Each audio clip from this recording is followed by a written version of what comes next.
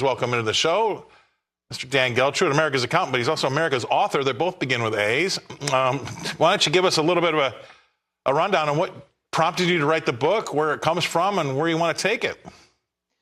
So what happened here, Scott, is that I lost my first dog about a year and a half ago, and and the people out there who know when you lose a pet, you lose a dog, it could really be, emotionally strenuous. And I was kind of going through that.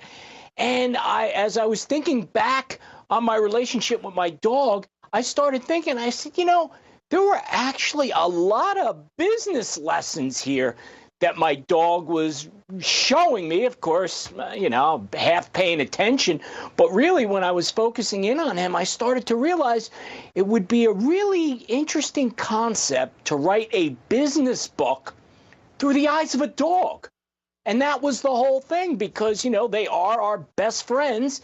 And, him being by my side, I thought I might have something here. And it turns out, a lot of people actually like the concept. I'm hearing stories that it's doing very well. So give me, I'll ask for three. You probably only have time for two, but give me your biggest takeaways. What should I take from this?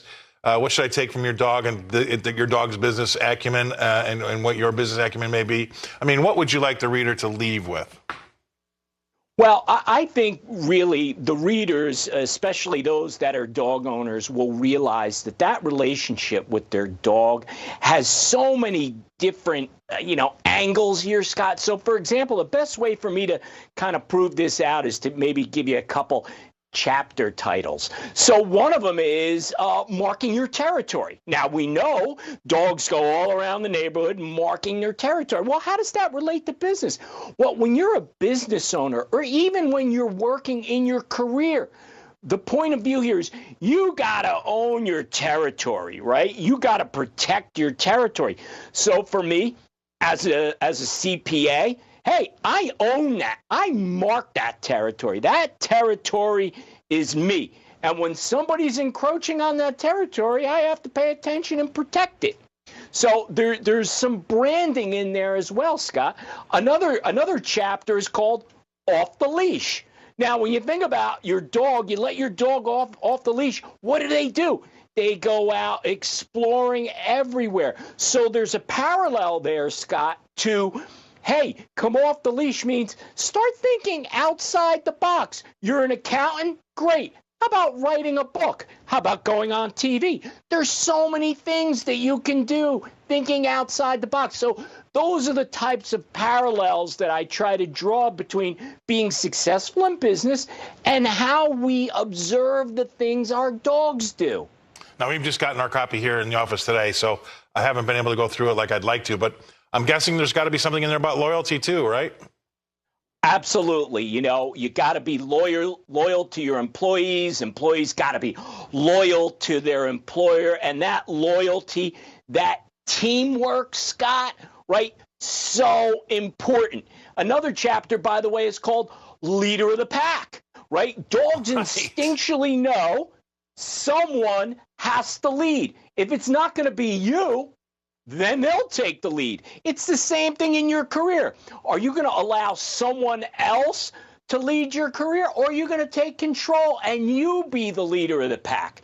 So again, there's so many things that you can look at dogs and say, boy, they really are quite intellectual when it comes to business. All right, a little bit more personal. What was the name of the dog that passed away a year and a half ago?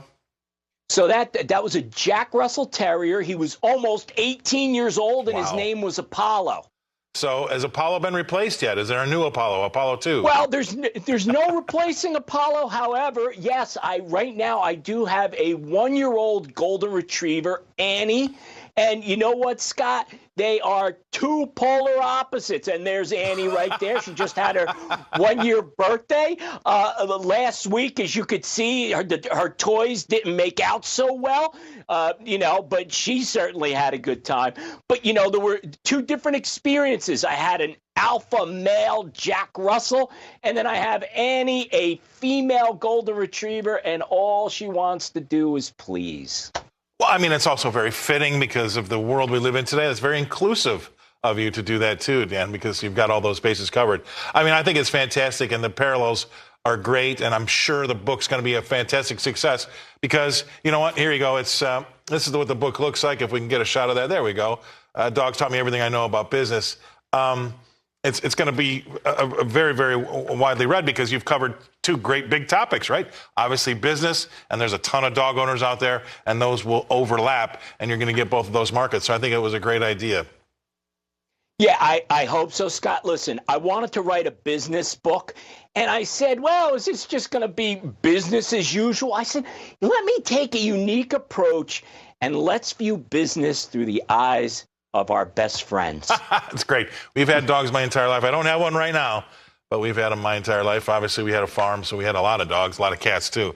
But I appreciate you coming on. It brings me a lot of great memories, and there's a lot of life lessons to be learned there as well, I'm sure.